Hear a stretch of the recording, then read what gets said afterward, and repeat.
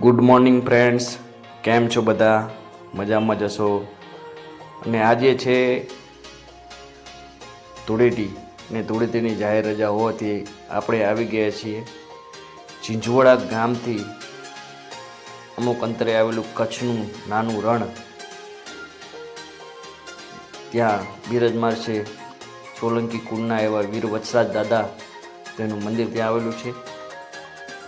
અને તે મંદિરે પહોંચવા માટે તમારે 20 કે 25 કિલોમીટરના આ કચ્છના રણને પાર કરવું પડે છે. અને જે રણનો જો વિસ્તાર છે ત્યાં મિત્રો તમે રસ્તો જોયા વિના જાઓ અને કોઈ પણ કેડીએ ચડી જાઓ તો તમે રસ્તો ભૂલી શકો છો અને અહીંયા આ જ રણમાં તમે ભટકતા થઈ શકો છો. મિત્રો અમે પણ અહીંયા ભૂલા પડ્યા હતા અને અમે પણ અહીંયા જ રોકાઈને પૂછ્યું હતું લોકોને કે, પણ પછી એક આશા એવી બંધાણી કે સામે જે ટ્રેક્ટર આવતું હતું તેમને પૂછ્યું કે ભાઈ આ રસ્તા અને આ જગ્યાએ અમારે જવું છે તો અમને થોડી માહિતી આપો. તેમને કહ્યું કે અહીંયા જેટલી પણ સાઈડમાં જે ધજા લગાવેલી છે તે ધજાને સિદ્ધાંતમાં જ આપણે જવાનું છે, બીજો કોઈ રસ્તો પકડવાનો નથી કે જેથી કરીને તમે ભૂલા પડી શકો. તો મિત્રો તમે પણ જ્યારે પણ અહીંયા આવો તો આ જ રીતે અને આવી જ રીતે રસ્તા પર નીકળજો કે જેથી કરીને તમે અમારી જેમ ભૂલા ના પડો. તો મિત્રો હવે આપણે આગળ વધીએ અને જ્યાં તેમનું મસ્તક મંદિર છે ત્યાં લઈને આવી ગયા છે. શ્રી વીર વત્સરાજ દાદાનું મસ્તક મંદિર વત્સરાજપુર ગામમાં આવેલું છે. એ મંદિરમાં જ્યારે ગાયનું ધણ લૂંટાતું હતું ત્યારે વીર વત્સરાજ દાદા તેમની વારે આવી ગયા હતા અને તેમનું મસ્તક ધડથી અલગ થઈને અહીંયા પડ્યું હતું. છતાં પણ તેમનું ધડ વત્સરાજપુરથી લઈને 20 કિલોમીટર સુધી તેમનું ધડ લડ્યું હતું અને જે લૂંટારા હતા ને તેમને ભગાડી દીધા હતા. તો મિત્રો તમે પણ આ વીર વત્સરાજ દાદાના દર્શન કરી લો.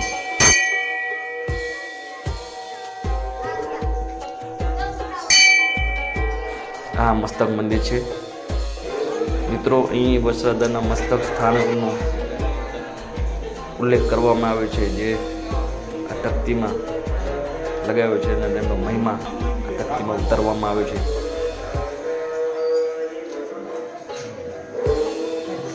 આવું નવું મંદિર ત્યાં પણ બનાવવામાં આવ્યું છે અને હાલ નવું પણ બનવા ગઈ રહ્યું છે. મિત્રો આપણે ત્યાં જઈને દર્શન કરીશું અને જોઈશું કે તે મંદિર કેટલું બન્યું છે અને કેટલું બાકી છે અને કેટલા વર્ષોમાં પરિપૂર્ણ થશે તેની માહિતી આપીએ. મિત્રો ચલો વધુ ટાઈમ તમારો ના બગાડીએ અને આપણે આગળ વધીએ જેથી કરીને તમે આ વિડીયોમાં જોડાઈ રહેજો અને શ્રી વીર વત્સરાજ દાદાના દર્શન તમને પણ આજે આ વિડીયોના મારફતે કરવાના છે.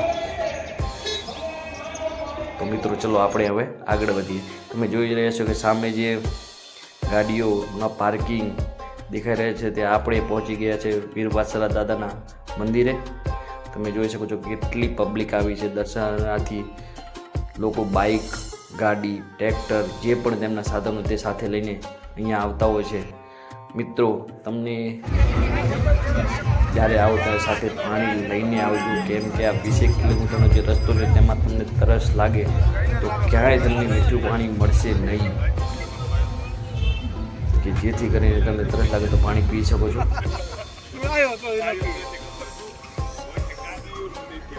અમે જ્યારે નીકળ્યા ત્યારે એમ 2 બોટલ પાણી ઝીંઝુવાડા ગામમાંથી લઈ લીધી હતી કે સાથે અમને ખબર હતી કે પહેલાં પણ અમે અહીંયા આવેલા હતા તો જેથી કરીને અમે તે વસ્તુ સાથે લઈ લીધી હતી. મિત્રો ખાસ એ ધ્યાન રાખજો કે તમે જ્યારે પણ આવો ત્યારે તમારા જે કંઈ તમારા પાસે વાહન હોય, બાઇક હોય, ટ્રેક્ટર હોય, ગાડી હોય કે જે કંઈ પણ લઈ લાવતા હોય તો તેમાં પેટ્રોલ પૂરતું રાખજો જેથી કરીને તમારા સાધન ક્યાંય અટવાઈ ના જાય. મિત્રો આપણે મંદિરના જે ગેટ છે એ કેટલું ગંભીર રીતે શણગારવામાં આવ્યો છે લોકો માટે સારી એવી વ્યવસ્થા કરવામાં આવી છે, જેથી કરીને આવનારા શ્રદ્ધાળુઓ છે તેમને કોઈ પરિસ્થિતિનો સામનો ના કરવો પડે અને દૂરથી આવે છે ને થાક્યા પડે અહીંયા આવીને આરામથી બેસે. અને મંદિરની અંદર તો ઠંડા પાણીની વ્યવસ્થા છે, સાથે સાથે જમવાની પણ વ્યવસ્થા હોય છે. ત્યાં તમે આવીને વીર વછરા દાદાના દર્શન કરી લો અને પછી પાછળની સાઈડ ત્યાં ભોજનાલય છે, ત્યાં તમે દર્શન કરી શકો છો. અને સાથે તમારે રાત્રિ રોકાણ કરવું હોય તો ત્યાં ધર્મશાળાનું પણ વ્યવસ્થા અત્યારે કરવામાં આવી છે. તો મિત્રો તમે અહીંયા આવીને પણ રોકાણ કરી શકો છો. મિત્રો આ છે સોલંકી વીર વછરા દાદાનું મંદિર. તો તમને અહીંના પણ દર્શન કરાવીશું. તમે અમારા વિડીયોના માધ્યમથી તમે શ્રી વીર વછરા દાદાના દર્શન કરી લો. અને જ્યારે પણ તમને ટાઈમ મળે ત્યારે 1 કે 2 દિવસનો ટાઈમ નીકાળીને આવજો અને વીર વછરા દાદાના મંદિરના દર્શન કરજો, જેથી કરીને તમે ગુજરાતમાં આવેલા વીર વછરા દાદાના દર્શન કરી શકો. ચૈત્રી પૂનમના દાડે અહીં ભવ્ય લોક મેળો, રાત્રે ભવ્ય લોક ડાયરાનું પણ આયોજન કરવામાં આવતું હોય છે. આ છે મંદિર. તમે જોઈ શકો છો અહીંયા જે નિસંતાન જે માતાઓ છે તેમને બાધા કરો તો એ બાધા રાખો છો તો તેને સંતાન પ્રાપ્તિ થાય છે. અને જેને સંતાન પ્રાપ્તિ થાય છે તે તેમના દીકરાના ફોટા અહીંયા મૂકતા હોય છે. મિત્રો આગળ વધીએ અને તમને બતાવીએ કે આજે જોઈ શકો છો કે આ મંદિર જે નવું બની રહ્યું છે તે નવું બની પણ રહ્યું છે અને તે 2-4 વર્ષમાં પરિપૂર્ણ થશે. તમે આ જોઈ શકો છો આ છે ગૌશાળા. મિત્રો ગૌશાળામાં આશરે 1500 થી 2000 ગાયો છે અંદર, અને તેનું બધું ઘાસચારાનું પણ તમે દાન કરી શકો છો.